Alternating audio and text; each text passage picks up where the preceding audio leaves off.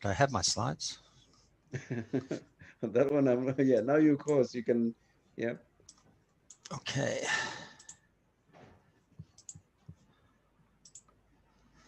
No. Um, Yeah, that looks good. is that display Yeah, size yeah, okay? yeah, yeah, yeah, yeah, that's good. I'll go to full size and see if that works for you.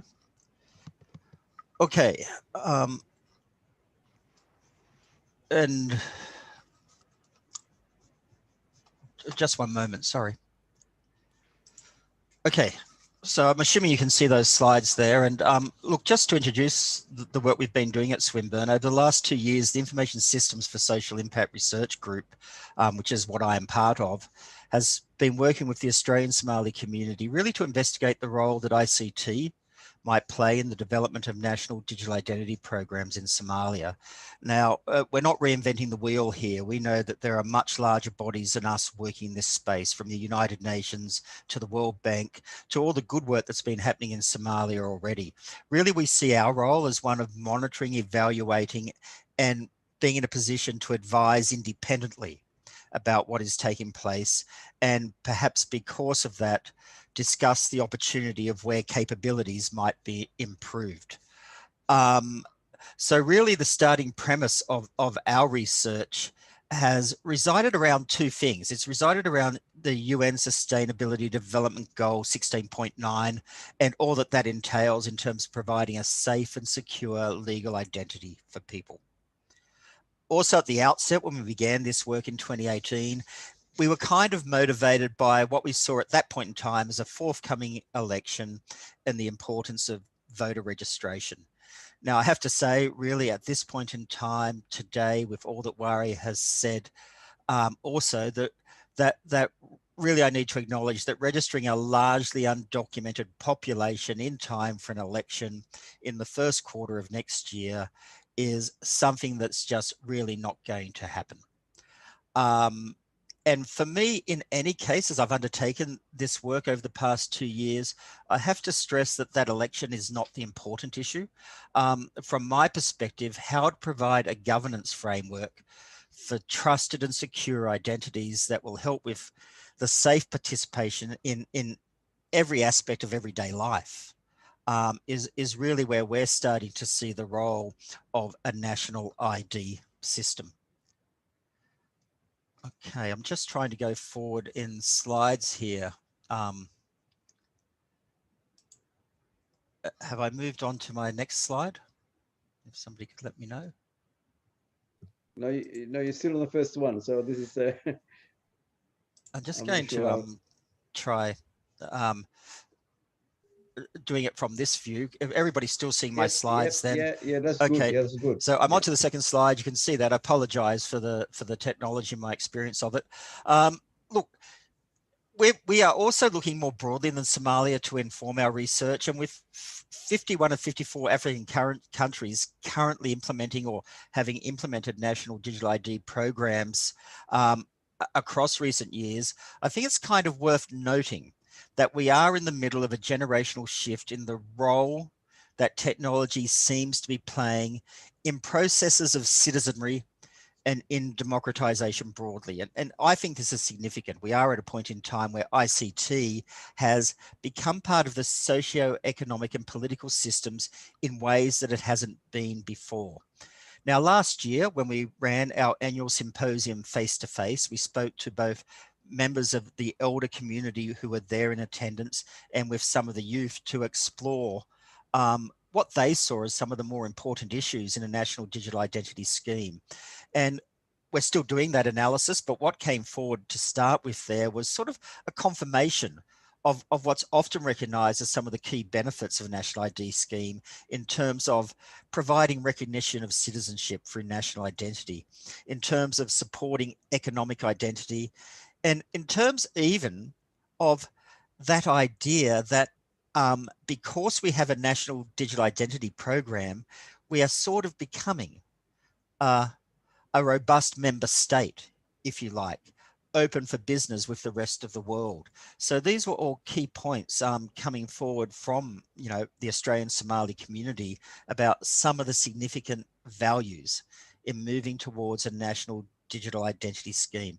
And they line up pretty well with what's been happening across Africa generally. There are some other things to say. We're starting to see in our analysis some clear distinctions between the elder community and our youth up to 21, who we spoke with and interviewed as well.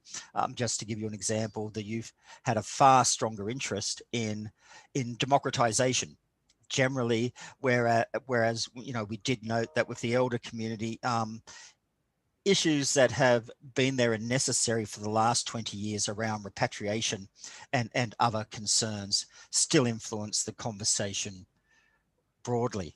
I think in any case, though, it is worth taking a look at what has been happening across Pan-Africa, if you like, in order to be able to discuss how that might inform what's taking place in Somalia. So just to give you a little bit of the analysis that we have been doing, between 1961 and 2020, some 54 African countries have planned for or implemented as many as 73 national digital ID programs. So I guess the important, and those numbers I can't be precise about, that's as many as we can identify. There are probably a lot more across those 54 countries because not all ID systems are successful right off the bat. There's been a number of attempts at it. So I guess an important thing to emphasize here really is that Somalia is not alone in the many stop-starts along the road to national identity that it's had so far.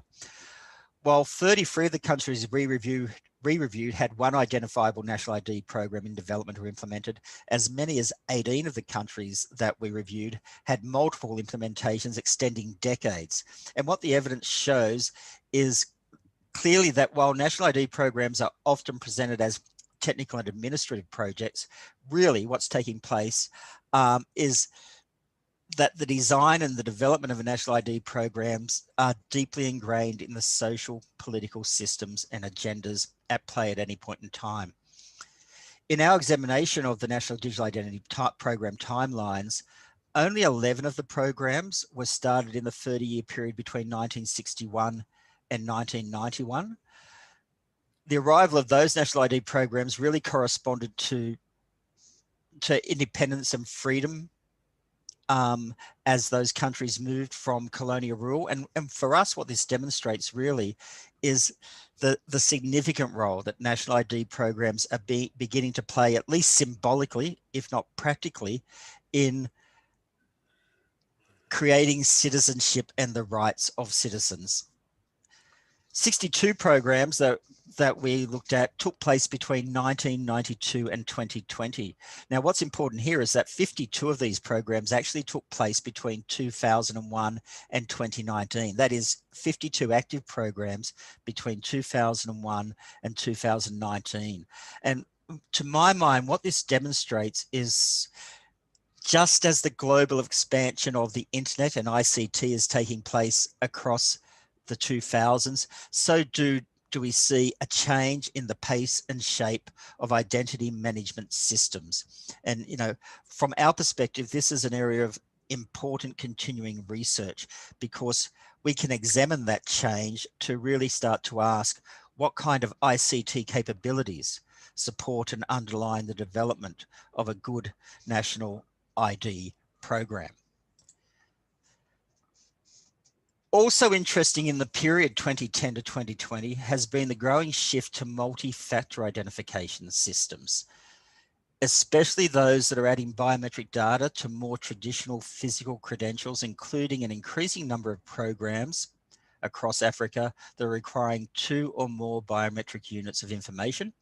And a number of programs are now beginning to experiment with things that we might never have thought would be included in this space, including DNA-based data. Now, the reasons countries give for implementing national digital ID programs are largely uniform across Africa.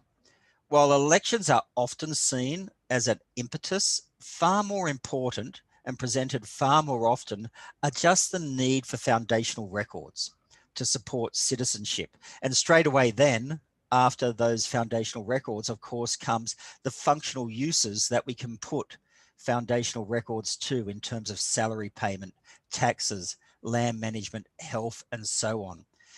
And while we see that financial transparency and crime reduction are often strongly promoted as reasons for implementing a national DID system, I need to observe also that criminal issues, including bribery and identity fraud, have featured strongly in the implementation of national ID programs. What we tend to find as we look at national ID programs across countries is kind of two significant areas of issues.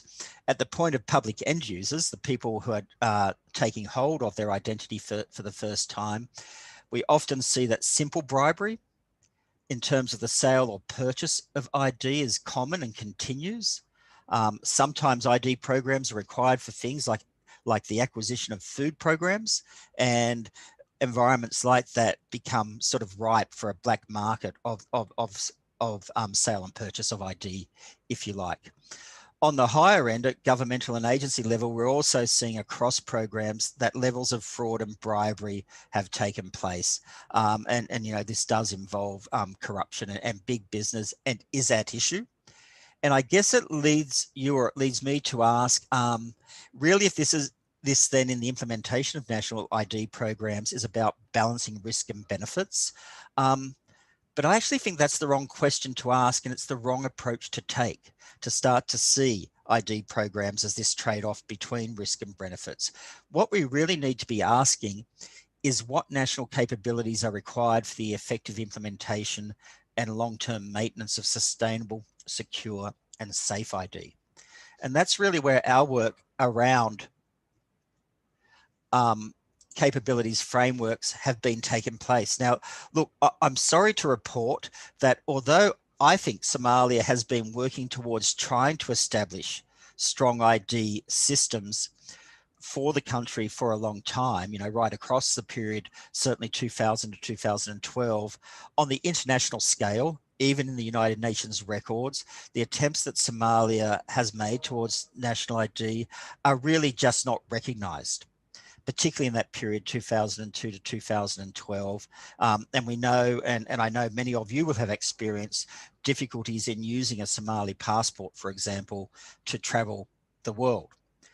Now, there is an absolute need for a national ID system in Somalia. I think there is no question of that. Certainly, across the period of 2017, 2020, the principle of one person, one vote has been driving that need for an ID system. But we can go beyond that. We certainly still have this really big issue that in Somalia, the country is still in the top 10 nations for unregistered births. And that's something I know that the regions are working strongly to change, but more work needs to happen in and towards. There are certainly issues around the potential to help and manage and care for displaced people that we can't register IDs for. And that needs to be taken care of. And we certainly see some of those functional issues playing out. And interestingly, just this year, we had one of those functional issues play out in June, where, as I understand it, dozens of Somali soldiers started barricading the streets because they hadn't been paid for over 24 months. And in the analysis of that lack of payment came forward the fact that they just hadn't been registered properly, even though within the army there is a biometric registration system for Somali soldiers joining the army. The technical aspects of that system had failed, that had resulted in people not being paid. So even though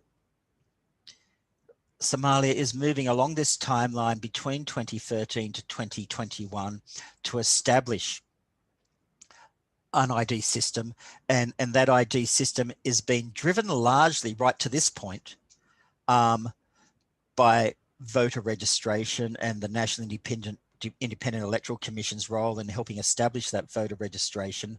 It really hasn't been successful, and I think pledges of registering 2 to 3 million people in mid-2019 really just didn't take place.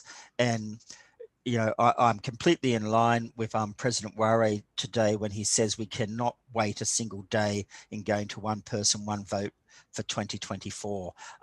It's a complex issue, and if Somalia is to resolve it, it needs to be working on it immediately, because there are underlying questions of capability. There are underlying questions about how we're going to go about protecting people's data. There are underlying questions about whether the right national record keeping systems are in place yet in Mogadishu and Somalia to support that federal system. And there are significant questions around implementation versus operationalization. So in a lot of ways, the World Bank and the United Nations and the kind of national digital ID programs that have been coming through the line in Africa generally are well practiced in terms of implementation, in terms of project management, with the support of the large ID companies that are used to implementing these programs, not so much of a problem. Really, I think the challenge is around operationalization and how we move to making sure that those functional systems that will result from a national ID system are in place and to support people well. So I guess I should just very quickly, because I know I'm beginning to speak a little bit about technology that not everybody will be well versed in. And so just to make this distinction around some of the main terminology that floats around national ID systems, really we tend to talk about foundational ID systems and functional ID systems. And it really is as simple as that. The foundational system is that national registry that President Ware spoke about today, that database of personally identifying attributes for all citizens of Somalia that, if it's managed and maintained safely and well, will allow good civil registration to take place. And then through that, allow Somalia to begin to formalize and digitalize an economy, to begin to build out the functional systems that can extend from that civil registration. And so that's the distinction we begin to make, that relationship between foundational,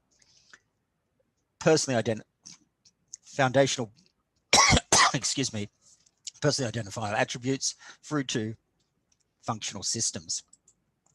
Now, I was really pleased last year to see the announcement from the World Bank and tenders put out by the Somalia government under the Ministry of Internal Affairs to begin to really scale up Somalia's work towards a national digital ID system. Now, this is our analysis of that request for tenders that was put out in 2019. The flowchart looks complex and there's a lot to take in there, but what I would like to say about this flowchart really is a simple message. It was really reassuring when we analyzed the flowchart to see that what's taking place is a strong intent to put in place the right governance structures for the management of a national digital ID system in terms of both stakeholders and a policy framework.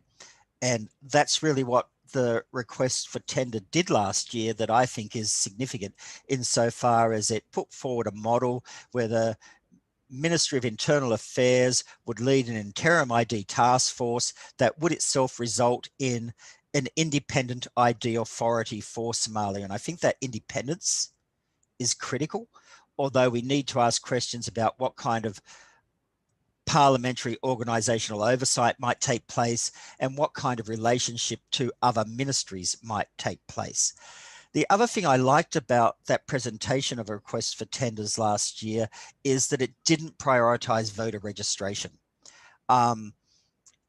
It placed voter registration in the model as one of many functional systems. So what that really allows for is for us to focus on the development of foundation ID, citizen registration first, development of digital ID policy second, putting in place the right design principles for sustainable development, rather than rushing through to an election and making sure that registration happens first. Now, I know that a lot of people will see voter registration as the primary motivator, but I have to say that over the last 2 years, that's a model I've started to move away from. I think we should begin to see that functional registration of just one of many things that we should be working towards. And that the other thing that is really exciting about the work that Somalia is doing in this space is that in terms of data governance, there is at least an intent to commit to the equivalent of the general data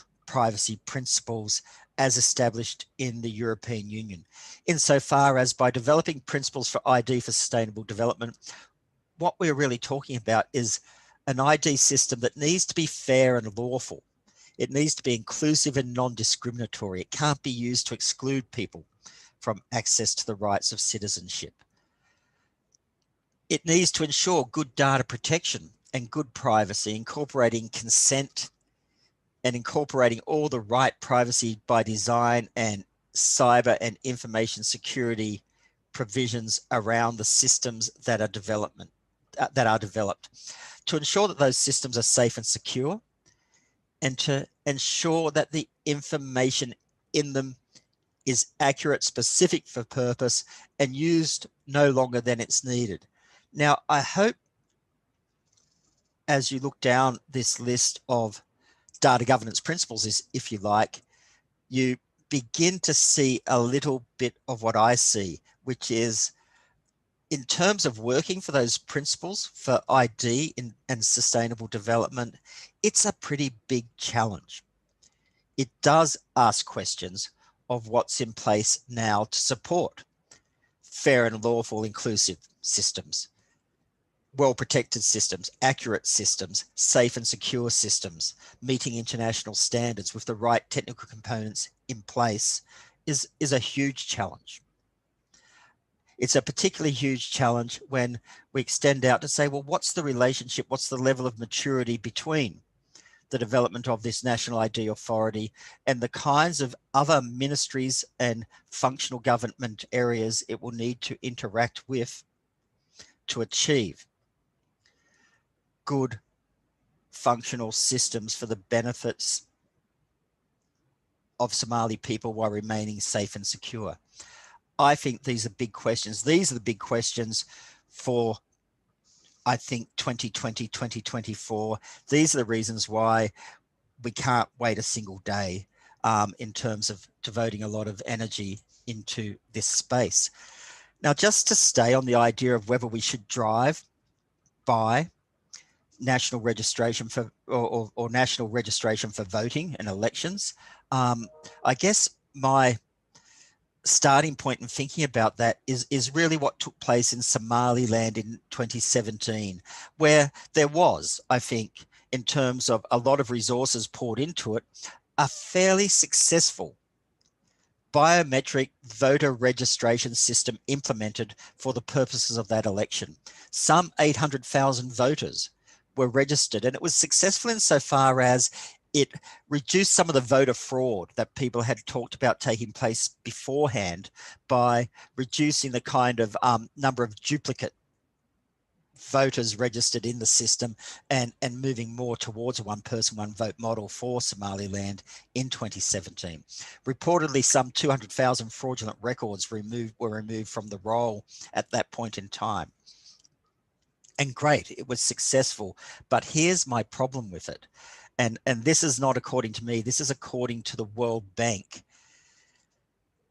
They thought that without provisions to continue to maintain the system for elections going forward, that what had been done in Somaliland in 2017 was going to be outdated and outmoded in a matter of months. And in fact, it has been outdated and outmoded in a matter of months, i.e., it was applied for a one-off election without considering the long-term usefulness and scalability of what has been done. I think part of the question there really becomes one of capability. Had the right questions been asked at the outset about whether or not Somaliland has the capabilities in place for establishing the long-term maintenance of that election system, would have been a better starting point.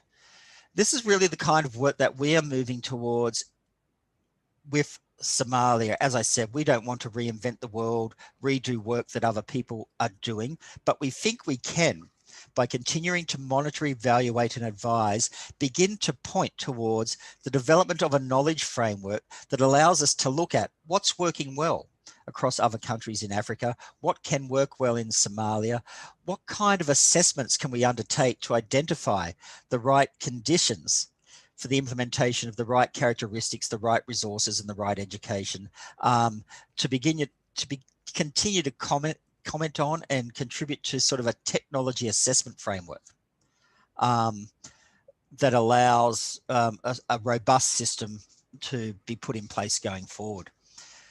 I thought I'd finish with this slide, and I also was asking the question, well, if not 2020, then why not 2024?